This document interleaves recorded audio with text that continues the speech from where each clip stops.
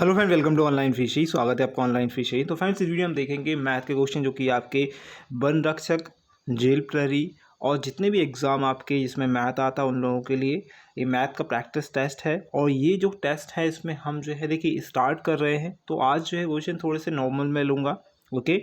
और इस वीडियो में हम ट्रिक्स के साथ भी क्वेश्चंस करेंगे, कुछ ट्रिक्स भी होती हैं। अगर आपको वीडियो अच्छी लगती है, ट्रिक्स अच्छी लगती हैं तो लाइक जरूर करेंगे, ओके।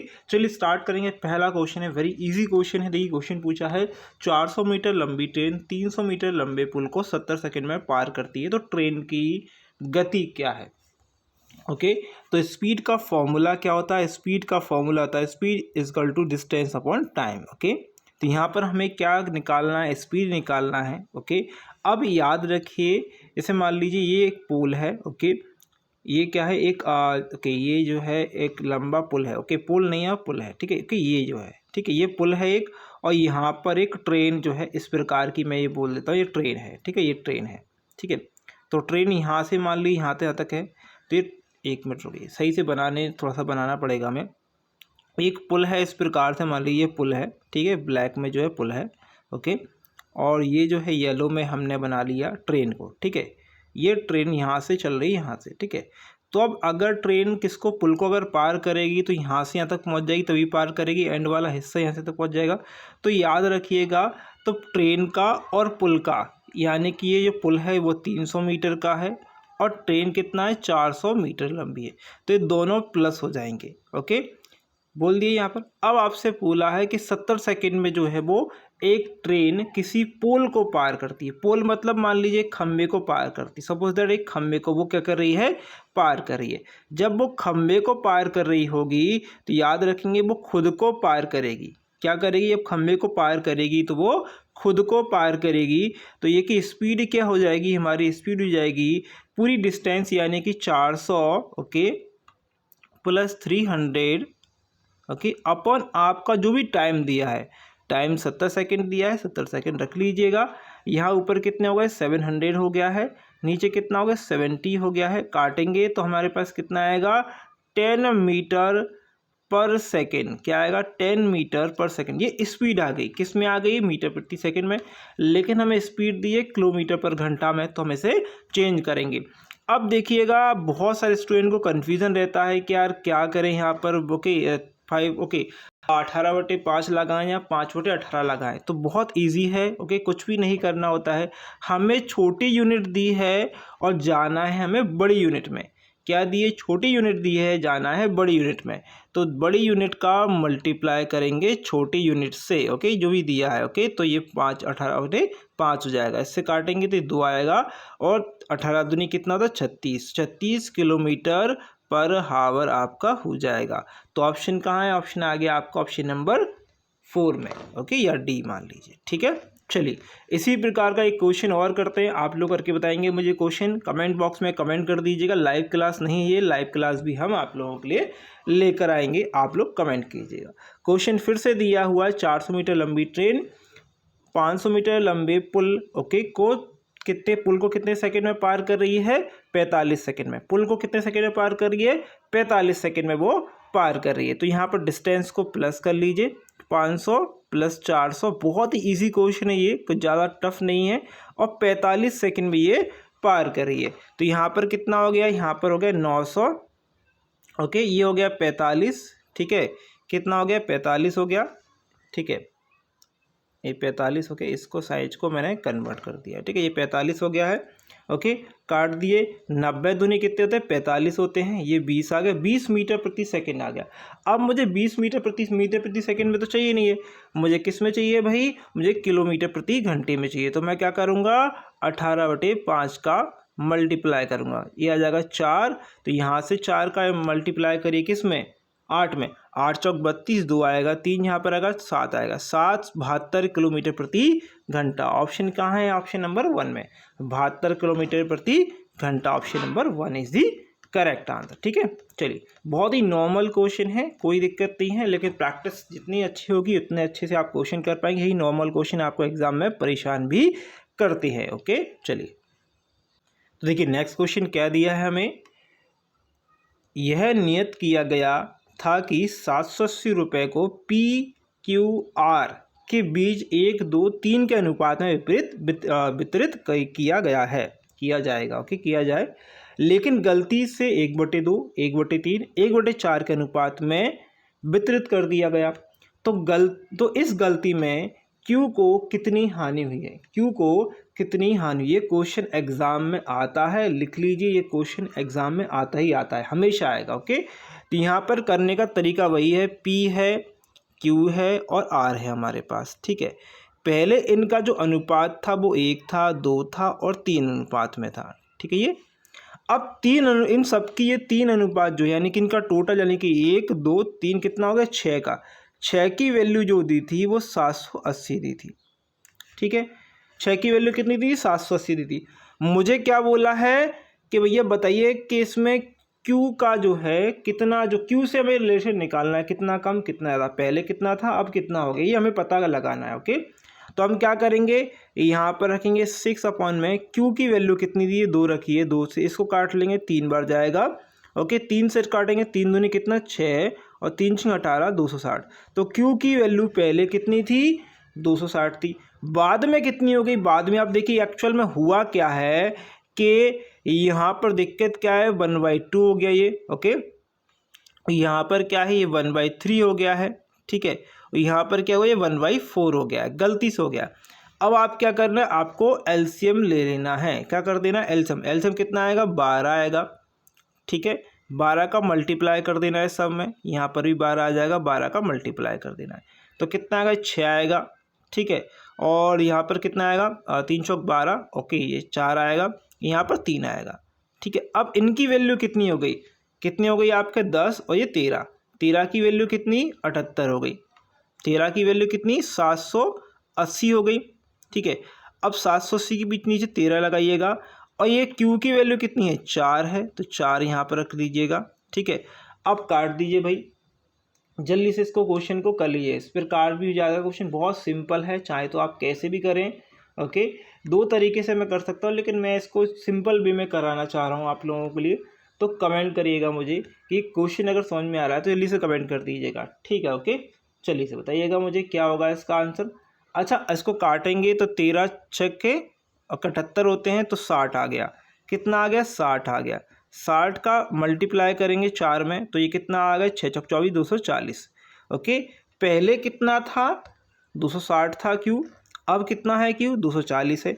कितनी की जो है कि इसमें जो है हानि कितनी हुई, Q को हानि कितनी हुई है, 20 रुपये की हानि हो रही है, कितनी की हो रही है, 20 की हानि हो रही है। ऑप्शन नंबर 3 है, बिल्कुल सिंपल है, वेरी इजी क्वेश्चन। चलिए अगला क्वेश्चन एज इट इज़ ही है, बिल्कुल सिंपल है, कुछ ज़्यादा बदला नहीं है, वही क्वेश्चन है। कमेंट करके मुझे बताएंगे कैसे इसको करेंगे। चलिए मैं कर रहा हूँ, फिर से आप करिएगा। PQR की वैल्यू दी है हमें, P दिया है, ओके, ठीक है, Q दिया है और R की वैल्यू दी है, कितनी दी है, 2 दिया है, 3 दिया है और 4 यहाँ पर वैल्यू दी हुई है, ठीक है। इन सभी का जो टोटल दिया हुआ है वो 780 दिया है, 780 हमें क्या दिया है, टोटल दिया है, ठीक है। किसके बराबर दिया है, 7, 8, 9 के बराबर दिया है, बटे में 9 रख लीजिए। किसकी वैल्यू निकालनी है, Q की वैल्यू, फिर से बोल रहा है Q की वैल्यू निकालनी है, तो Q की वैल्यू 3 दिया है, 3 से इसको काट ली, 3 बार जाएगा, यहाँ से काटेंगे तो 3 1 जा 3, ओके, 3 2 जा 6, ओके, 2 आएगा, 3 6 18, 260 आ गया, कितना आ गया, 260 हमारे पास आ गया। अब उसने फिर से बोल दिया है कि 1/6, 1/3, 1/2 आ गया। अब यहाँ पर एलसीएम क्या आएगा, 1/6 का बटे इसका, तो आप देख सकते हैं मैं यहाँ पर जो है, 1 मिनट रुक जाइएगा, इसको अपन क्या कर लेते हैं, बड़ा कर लेते हैं भाई, ओके, ठीक है, इसको थोड़ा सा बड़ा कर लेते हैं, ठीक है, इसको हटा देते हैं, मैंने हटाया इसलिए, ठीक है, ओके। चलिए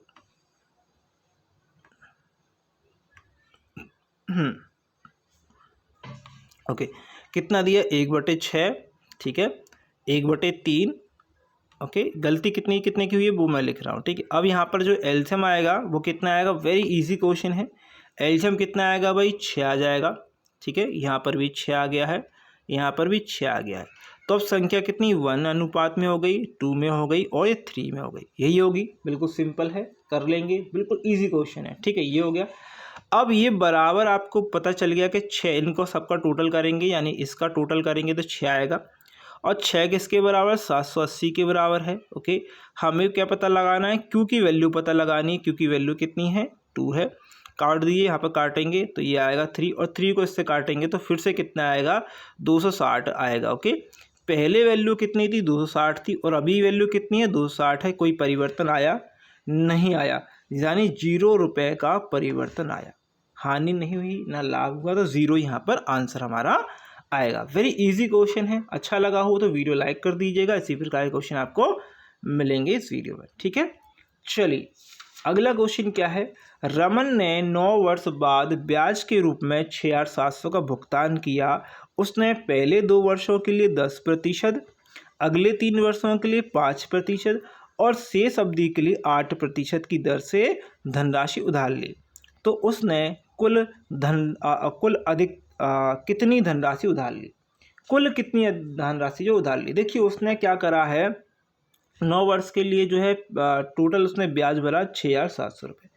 अब उसका जो दर है यानी रेट है, इंटरेस्ट रेट है, वो अलग अलग है अलग अलग वर्षों के लिए।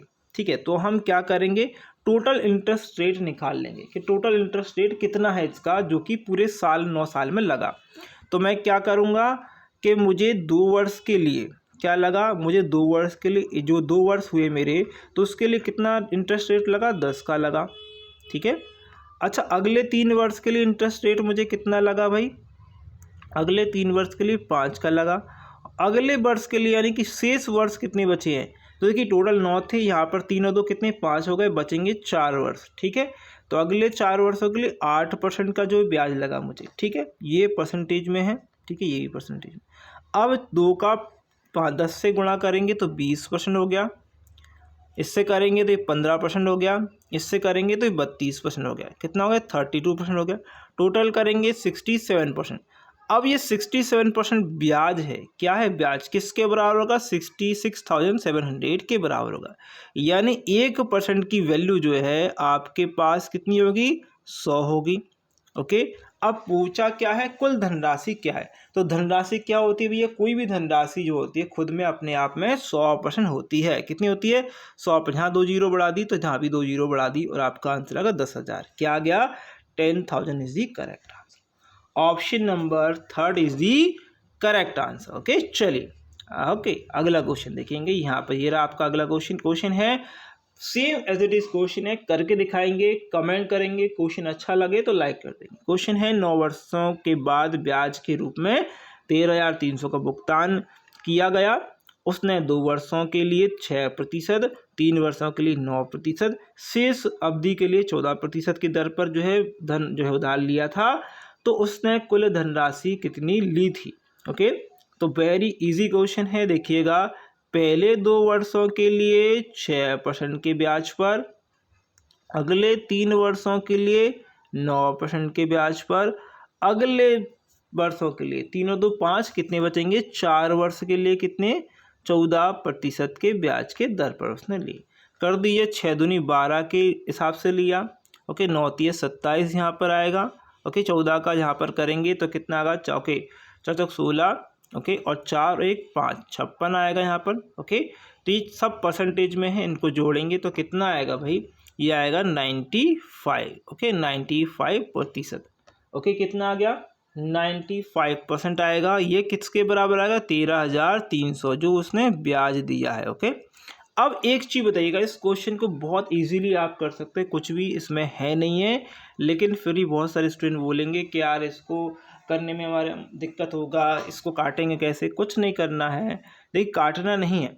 अब एक चीज़ बताइएगा मुझे, बहुत ही जो लॉजिकल चीज़ है, क्या आपका जब ब्याज इतना है, ओके, और ब्याज की वैल्यू 95% है, यानी 100% से 5% कम है, अगर मुझे 100 करना है तो 13,300 से बढ़ाना पड़ेगा, यानी कि ये भी नहीं होगा, ये भी नहीं होगा और ये भी नहीं होगा। तो ऑप्शन में सिर्फ एक दिया है तो ये आ जाएगा। और नहीं निकाल पा रहे हैं तो कुछ नहीं करना, 13,300 के नीचे ये लिखना है 95 और 100% निकाल लेना है। क्या निकालना है, 100% का निकाल लेना है। ओके, तो कर लीजिएगा ऐसे, इस प्रकार करेंगे तो भी 14,000 आपका आंसर आ जाएगा। ठीक है, चलिए अगले क्वेश्चन की ओर बढ़ते हैं। क्या दिया है अगला क्वेश्चन दिया है 19 सेंटीमीटर त्रिज्या वाले एक वृत्त का क्षेत्रफल 19 सेंटीमीटर आधार वाले त्रिभुज के क्षेत्रफल के बराबर है, तो त्रिभुज की संगत ऊंचाई क्या है। यहाँ पर फॉर्मूला पता होना चाहिए, वृत्त का क्षेत्रफल और आपका त्रिभुज का क्षेत्रफल बताना चाहिए। वृत्त का क्षेत्रफल, ये वृत्त है, मैंने बना दिया, वृत्त है ओके, और त्रिभुज है ओके, मैंने बना दिया। वृत्त का क्षेत्रफल क्या होता है पाई आर स्क्वायर, और त्रिभुज का क्षेत्रफल 1/2 ओके, आधार या फिर बेस इंटू हाइट, आपका ये होता है आधार इंटू ऊंचाई। ठीक है, तो आपको क्या क्या दिया है त्रिभुज में, जो वृत्त में है, तो पाई तो मैंने ऐसे कैसे लिख दी, आर की वैल्यू मैंने 2 बार लिख दी, 19 है तो 19 को मैंने 2 बार लिख दिया। ये कैसे हैं, ये बराबर हैं तो बराबर लगा दिया ओके। यहाँ पर ऐसे कर लेता हूँ मैं, ठीक है। यहाँ पर क्या है 1/2 ओके, आपको क्या दिया, बेस दिया है ओके, त्रिभुज का बेस दिया 19 और हाइट आपको पूछी है, ठीक है, हाइट हमने लिख दी। तो इस क्वेश्चन को आप डायरेक्ट भी कर सकते हैं, मैं डायरेक्ट कैसे करूँगा, ये 19 लिख लीजिएगा यहाँ पर ओके। तो ये कि 19 से मैंने 19 काट दिया और 19 दिया 38 हो गए।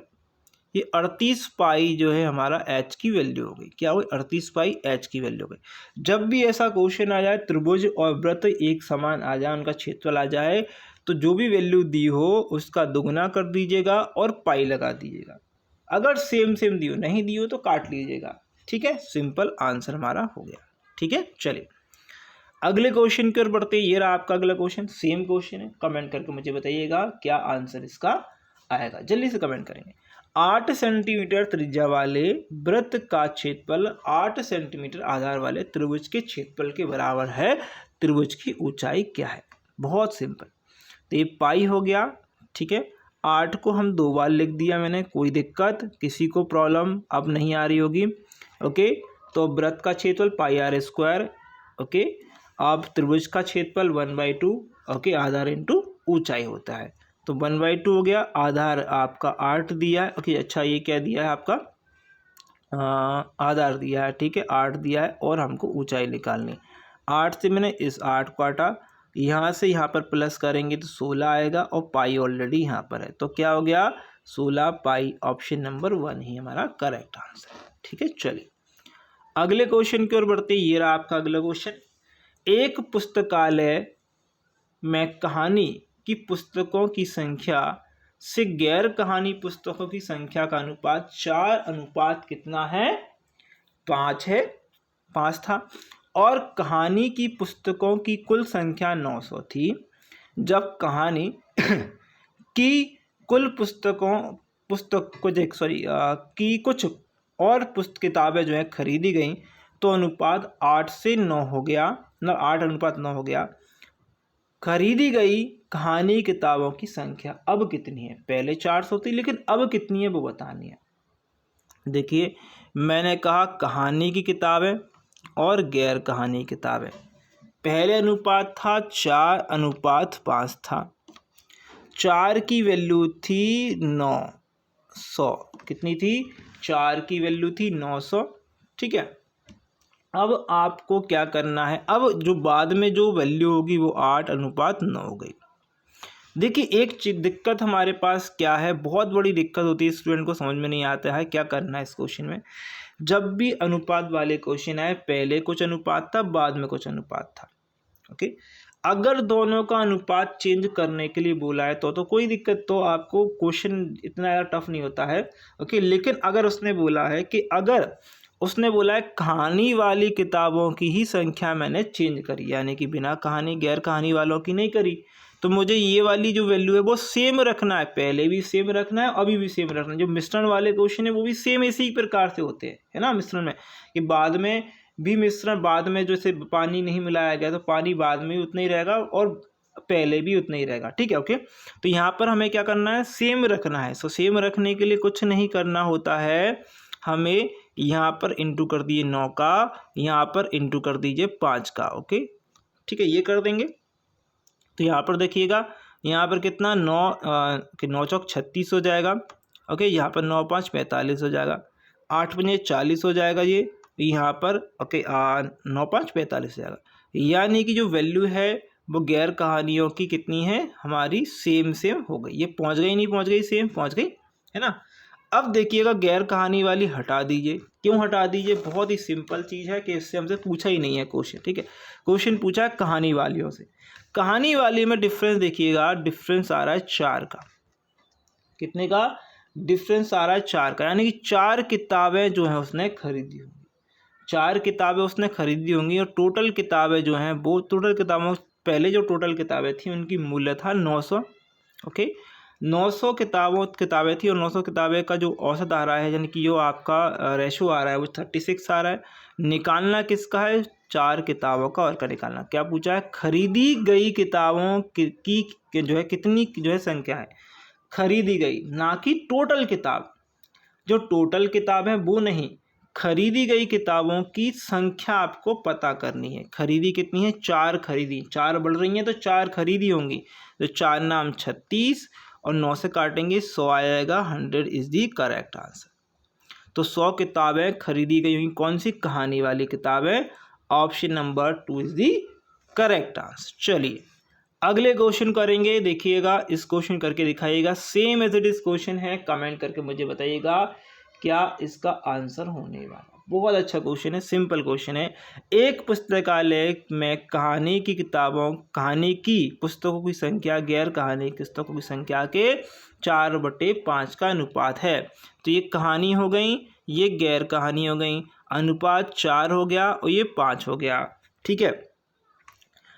क्या बोला है? कहानी की कुल किताबें, यानी कहानी की जो किताब यानी 4 की जो वैल्यू है वो कितनी है?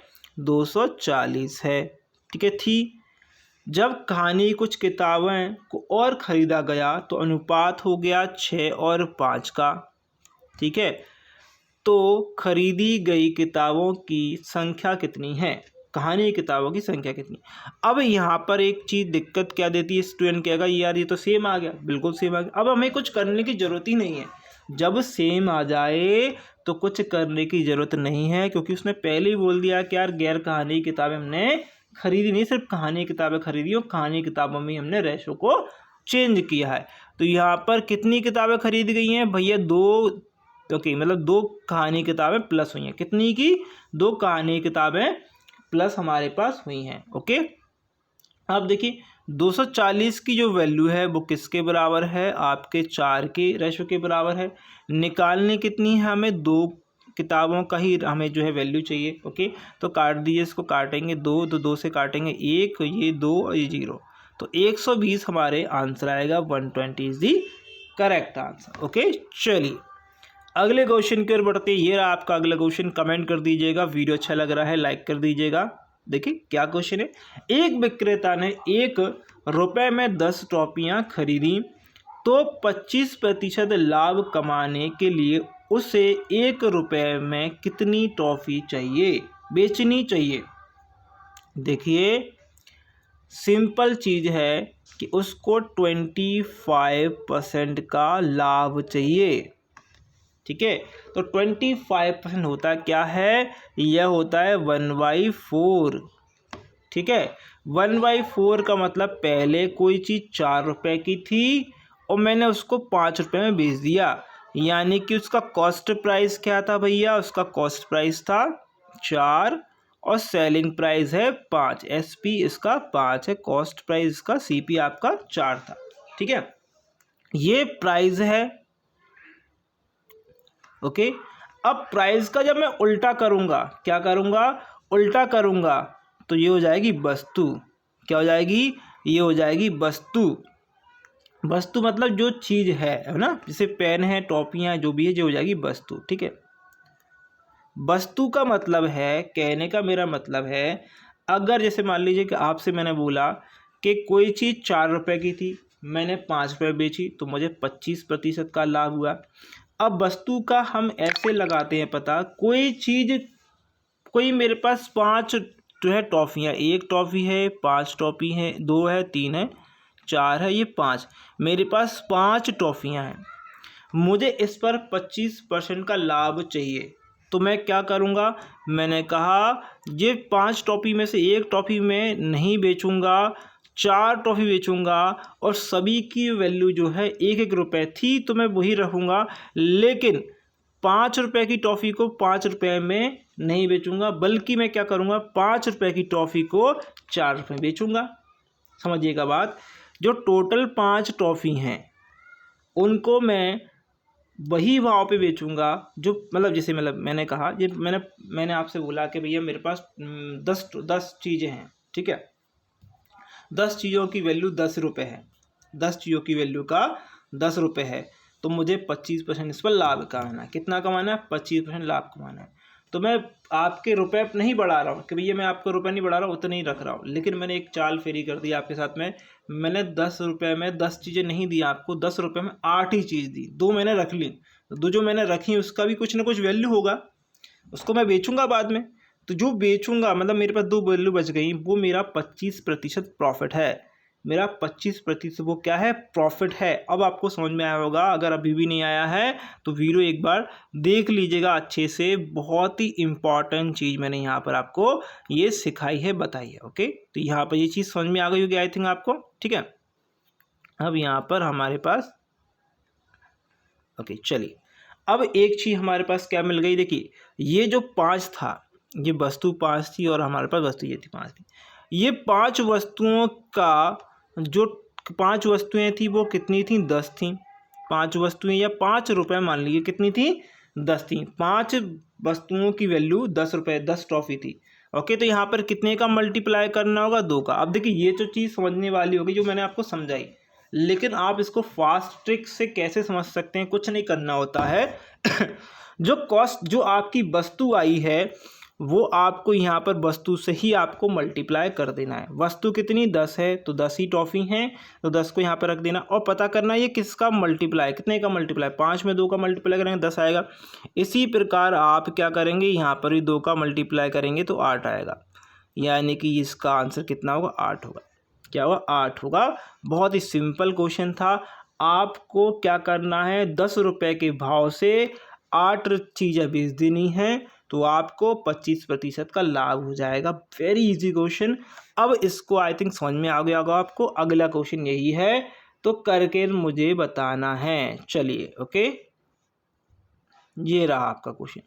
Same as it is question है, थोड़ा समय ले रहा हूँ आप लोगों के लिए। अगर आपको प्रैक्टिस टेस्ट लगाना है तो ऐसे लगाइए जिसमें आपको समझ में आए। क्वेश्चन है, एक विक्रेता ने 1 रुपये में 15 टॉफ़ी खरीदी, 15 टॉफ़ी खरीदी, 25% का लाभ, यानी कि पहले कोई चीज़ कितनी थी आपकी? 4 थी, बाद में 5 हो गई, यानी कॉस्ट प्राइस पहले कितनी थी? 4 थी, फिर सेलिंग प्राइस 5 हो गई। वस्तु कितनी होगी? 5 होगी और मैं बेच रहा हूँ 4 वस्तुओं को, ठीक है। आपने बोला है 15 टॉफ़ी को बेचना है मुझे, ओके, और लाभ कमाना है 25। तो ये देखिएगा यहाँ पर मल्टीप्लाई किसका बनना है भैया? 5 और 4 में यहाँ पर लिख देता हूँ। ये वस्तु है, ये वाली वस्तु है और ये वाला प्राइस है। तो मैंने क्या करा, इसमें अगर मुझे 15 टॉफ़ी बेचनी है तो मुझे इसमें क्या करना पड़ेगा? 3 का मल्टीप्लाई करना पड़ेगा। यहाँ पर किसका करना पड़ेगा? यहाँ पर ही भैया 3 का करना पड़ेगा, 12। यानी कि कहने का मेरा मतलब जो है 15 रुपये की जो टॉफ़ी होंगी, 15 रुपये की जो टॉफ़ी होंगी और जिनका जो वैल्यू होगी वो मैं 12 टॉफ़ियों पर वैल्यू रख दूंगा उतनी। जैसे मानने वाला मैंने बोला कि भैया जो 1 रुपये एक टॉफ़ी की वैल्यू 1 रुपये थी तो 15 टॉफ़ी के 15 रुपये हो गए। लेकिन मैंने क्या करा, मैंने एक और चीज़ कर दी कि इसमें से टॉफ़ी बचा ली। मैंने बोला नहीं, 12 टॉफ़ियों के जो रुपए हैं वो 15 रुपये, यानी कि मैंने 3 टॉफ़ी बचा ली। 3 टॉफ़ी बचाऊंगा, 3 टॉफ़ी अगले टाइम बेचूंगा तो वो मेरा प्रॉफिट होगा 25%। ओके, तो ये आंसर आएगा 12। ओके, क्या आएगा? 12 इसका उत्तर होगा। ठीक है, चलिए अगला क्वेश्चन है, यदि 25,000 रुपये, क्या बोला है? 25,000 रुपये के कीमत के फ्लैट का मूल्य 20% प्रति वर्ष की दर से मूल्य हासिल हो रहा है तो कितने वर्षों में उसका मूल्य घटकर 16,000 हो जाएगा? बहुत अच्छा क्वेश्चन है। देखिए क्या था, अगर आपका कॉस्ट प्राइस है, मतलब ये जो दिया है 25,000 वो दिया आपका कॉस्ट प्राइस, क्या दिया आपको, और आपका सेलिंग प्राइस कितना है, बेचना है तो वो सेलिंग प्राइस हो गया। 3 जीरो से मैंने 3 जीरो काट दी, ठीक है। आपको 5 से मैंने 5 काट दिया, ठीक है। और 4 से मैंने 4 काट दिया। अगर मैं यहाँ पर ये कर दूंगा तो दिक्कत हो जाएगी, मैं ये नहीं करूँगा, ये आपको ऐसे रख देता। 25 आ गया, ये 16 आ गया। अब देखिएगा इस क्वेश्चन में बहुत इजी क्वेश्चन है, पूछा है कितने वर्षों में।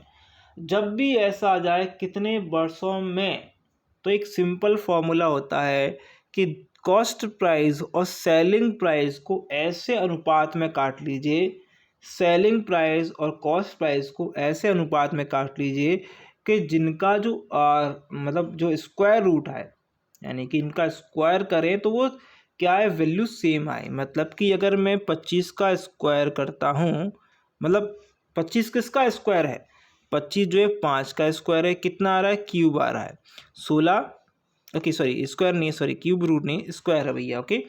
और 16 जो है 4 का स्क्वायर है, ठीक है।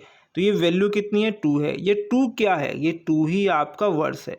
कितने वर्षों में 20% की दर से ये घट जाएगा, तो ये 2 वर्षों में घट जाएगा। यहाँ पर चाहे तो आप फुल क्वेश्चन को करके कर सकते हैं जो मतलब अगर बात करें P इंटू टी ऐसे करके कर सकते हैं, लेकिन वो हमें करने ही नहीं है। क्यों करें हम, जब हमें इतना सिंपल वे में हमें क्वेश्चन आ जाएगा, 2 वर्ष यहाँ पर आंसर आएगा, बिल्कुल इसी प्रकार क्वेश्चन हम अभी लेते हैं। एक और क्वेश्चन ले रहे हैं, चलिए।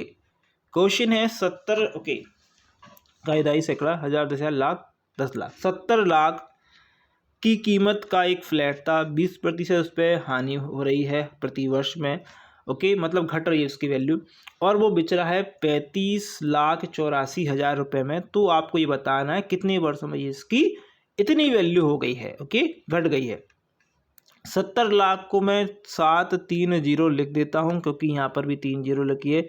35 को मैं 8 4 लिख देता हूँ, 3 0 मैंने घटाई दी इनकी, यहाँ पर से 3 0 इसकी उड़ा दी, यहाँ से 3 0 इसकी उड़ा दी, ठीक है।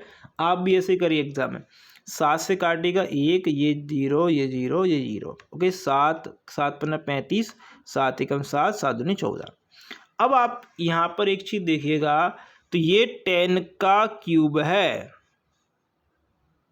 ठीक है। यहाँ पर आप देखेंगे ये वाला, ओके, ये वाला देखेंगे तो ये क्या है, 512, देखिएगा 8 का क्यूब है, क्या है, ये 8 का क्यूब है, ठीक है, ये 8 का क्यूब है, ठीक है, ये 8 का क्यूब आ गया। तो यहाँ पर समय कितना आ गया, 3 वर्ष आ गया, कितना आ गया, 3 वर्ष आ गया। बहुत ही सिंपल क्वेश्चन था, ऑप्शन आएगा 3 वर्ष, ठीक है, सिंपल। चलिए अगले क्वेश्चन की ओर बढ़ते हैं। प्रतिदिन 6 घंटे काम करके 10 आदमी 90 दिनों में एक काम कर सकते हैं, तो 15 घंटे काम करने वाले 6 आदमी कितने दिन में उस काम को पूरा करेंगे।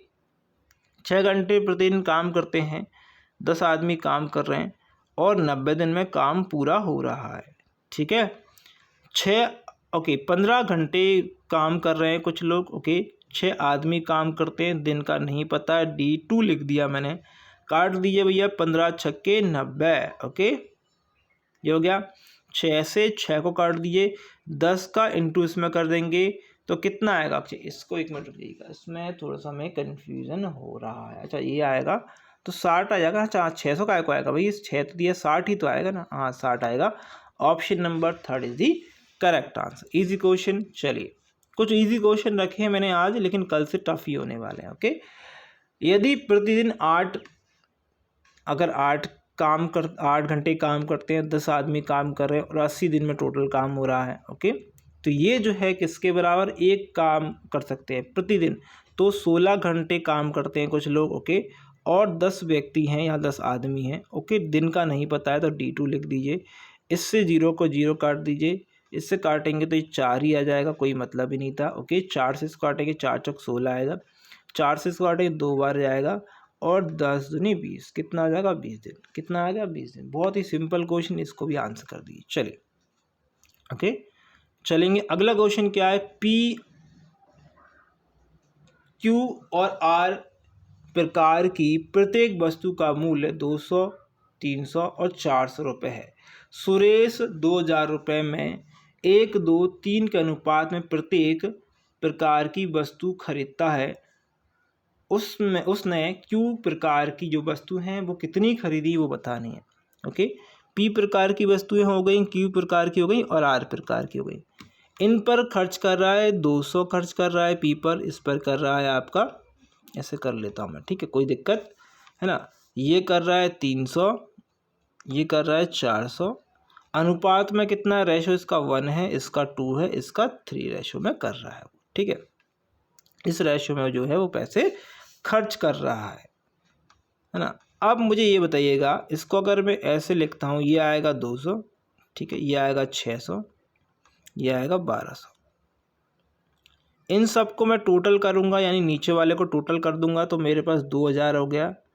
पैसे भी मेरे पास 2000 रुपये थे और मैंने खर्च भी रेशो के हिसाब से करे 2000, यानी 1 रुपये की वैल्यू, एक रेशो की वैल्यू 1 रुपये के ही बराबर आ गई। तो पूछा क्या है, क्यू प्रकार की कितनी वस्तुएं ली गई, तो क्यू प्रकार की 2 वस्तुएं मैंने ली होंगी, क्यू प्रकार की 2 वस्तुएं मैंने ली होंगी। ओके, चलिए अगला सेम मैथमेटिक्स क्वेश्चन है, कमेंट करके बताइएगा कैसे करेंगे, देखिएगा।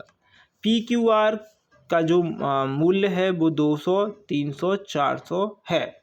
तो भैया पी है, क्यू है, ये आर है, ठीक है। ये मैंने ऐसे कर लिया, 200 हो गया, ठीक है, ये 300 हो गया, ठीक है, ये 400 हो गया। इनका जो अनुपात है वो है 1 है, 2 है और 3 है। ओके, तो ये यहाँ पर देखेंगे तो कितना है, ये 200 आ रहा है, ये 600 आ रहा है, ये फिर से 1200 आ रहा है, ठीक है। टोटल कर दीजिए, कितना आ रहा है, 2000 की जो रेशो के हिसाब से अगर देखा जाए तो ये 4000 के बराबर आ रहा है। ओके, तो यहाँ से काटेंगे, 1 की रेशो की वैल्यू कितने के बराबर, 2 के बराबर है। पूछा क्या गया, क्यू प्रकार की वस्तुएं कितनी खरीदी गई होंगी, तो 2 का मल्टीप्लाई इस 2 से कर दीजिए, 2 इंटू 2 होगा, कितना आ जाएगा, 4 आ जाएगा। 4 वस्तुएं उसने खरीदी होंगी क्यू प्रकार की। ओके, तो ऑप्शन आएगा 1 is the correct answer. Okay, चलिए क्वेश्चन दिया है, बॉडी मास का क्वेश्चन है। तो बॉडी मास में एक बहुत इंपॉर्टेंट रूल पता होना चाहिए, बॉडी मास में क्या होना चाहिए, ये बॉडी मास पता होना चाहिए। बॉडी मास होता क्या है, ओके, बॉडी मास बहुत सारे स्टूडेंट को नहीं पता। ओके, बॉडी मास, ये बॉडी मास में ये बी होता है, वो होता है ब्रैकेट। ओके, ये वाला bracket, small bracket, capital bracket, ये वाला स्मॉल ब्रैकेट। ब्रैकेट पहले सॉल्व कर। ऑफ मतलब होता है का या ऑफ, ओके, या का, ओके, या फिर इसको हम मल्टीप्लाई भी बोल सकते हैं। डी मतलब डिवाइड मतलब भाग, ओके। एम मतलब मल्टीप्लाई यानी गुणा, एडिशन यहाँ पर प्लस, सब्ट्रैक्शन माने माइनस। ओके, ये मैंने बॉडी मास लिख दिया है, बस यही बॉडी मास है, ये रूल है। आपको यहाँ से ऐसे जो है रूल को अप्लाइड करना होता है, बिल्कुल ठीक है। तो सबसे पहले ब्रैकेट है नहीं, मतलब नहीं है। ओके, ऑफ है क्या, बिल्कुल है ऑफ। तो ऑफ कहाँ पर आ रहा है, 6 और 4 के बीच में आ रहा है, तो 6 चौक 24 हो गया। उसका डिवाइड का निशान है, तो डिवाइड यहाँ पर रख दीजिए, 48 यहाँ पर रख दिए, 48 रख दिए। काटेंगे तो 2 बढ़ जाएगा, यानी 2 आ गया, प्लस का ये वाला पूरा पूरा पूरा ये ख़त्म। ओके, ये 48 दिया है तो 48 लिख लीजिए, फिर डिवाइड दिया है, फिर उसके बाद 4, 6 और 4 दिया है। तो आपको याद रखना है बॉडी मास में,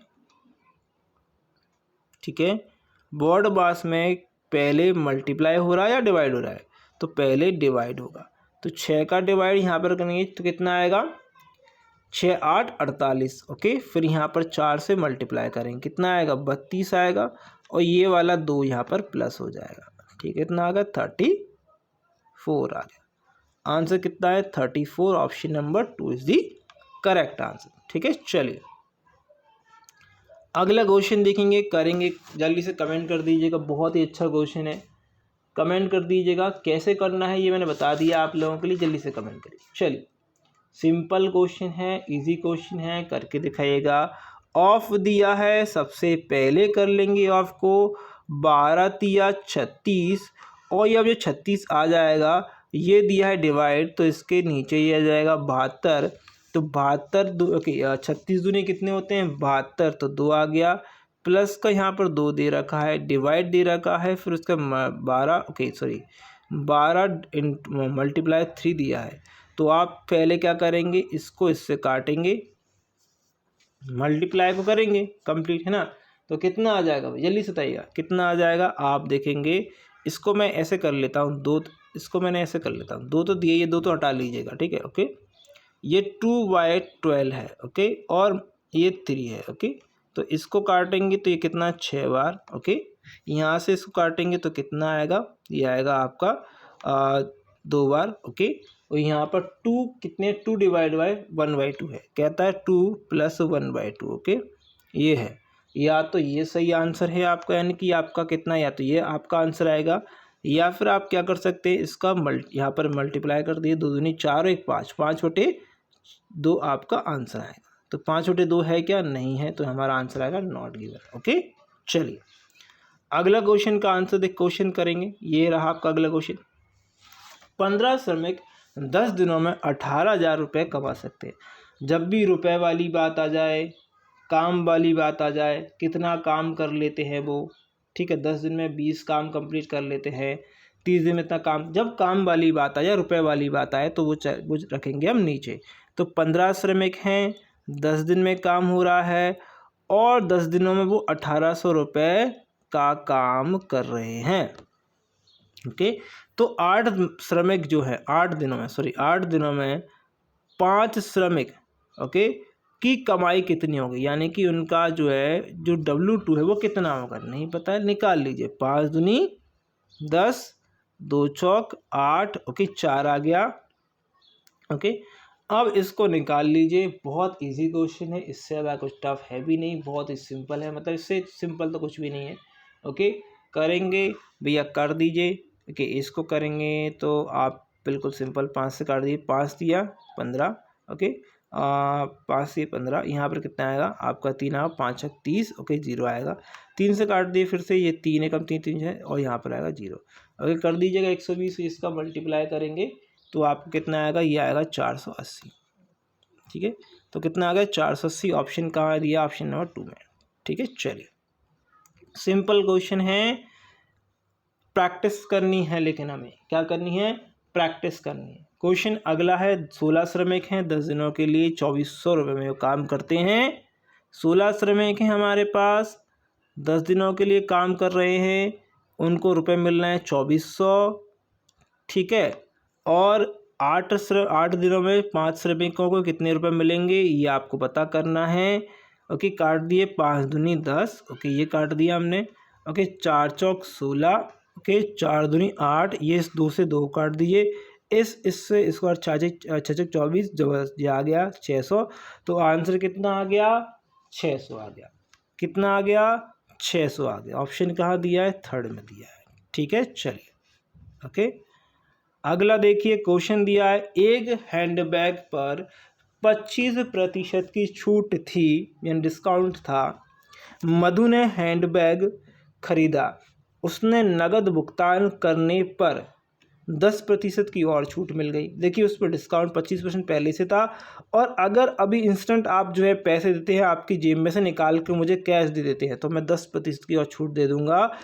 अब उसने जो भी व्यक्ति है, यानी कि कौन है, मधु है, उसको ये चीज़ जो है कितनी रुपए पड़ी, 540 रुपये पड़ी। तो बताना है कि हैंडबैग का जो रियल मूल्य था, जो अंकित मूल्य था, जब किससे पहले 25% से घटाने, छूट देने से पहले, तो वो कितना था, वो आपको बताना है।